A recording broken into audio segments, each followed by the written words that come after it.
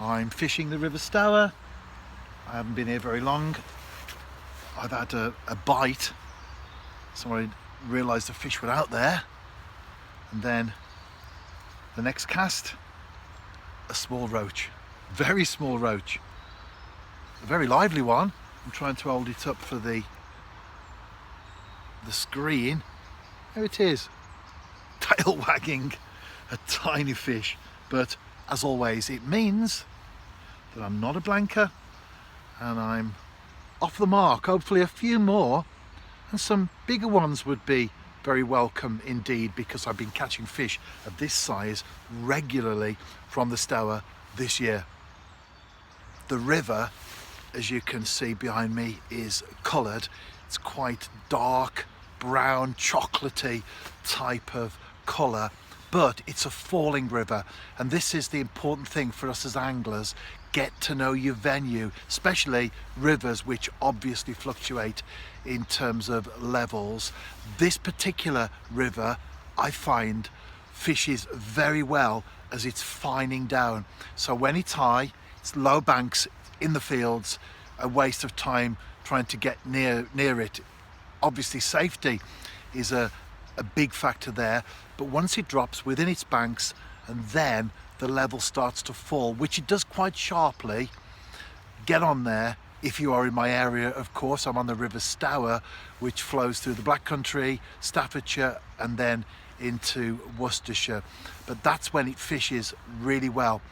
And this is where, if you are a UK angler, the government website that deals with river levels is very important, because you can go on there, check out your area, check out the rivers, check out the individual stations along the river, so you get an idea of not just the accuracy of the place where you want to fish, but also the general trend. As you can see, the river either rising upstream or falling, or whatever the case may be. Sometimes static, of course, when we've had no rain for a long period of time. It's all about thinking your session through, not just when you get on the bank or even when you get into your tackle room, but when you're on the internet, on your phone, working out where to go, when to go. That's the important thing. Just small roach activity so far. I'm fishing with a cage feeder that's 15 grams, and then I've got a short hook length of about 4 or 5 inches and a size 18 hook and a white maggot. And the reason I've gone for the cage feeder, 2 reasons actually. First of all, there is the flow on the river, so therefore I need to hold bottom.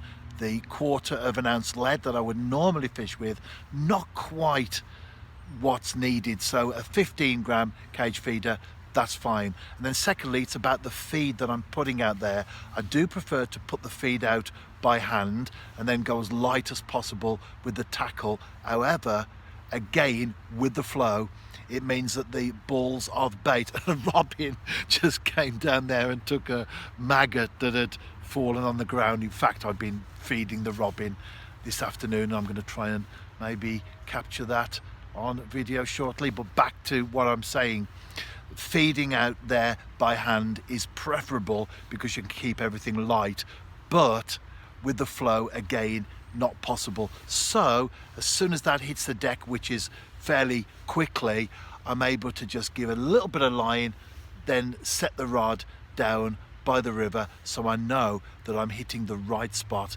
every time. And albeit with small roach, it's working so far.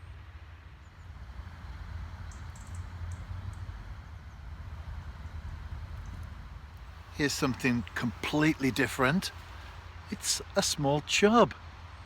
I could tell it was not a roach as it came up through the water, and then as soon as I got a good glimpse of it, it's a chub. Great to see, because obviously they are breeding in this particular venue. I know there are chub anyway, so it's not a surprise, but I do catch predominantly roach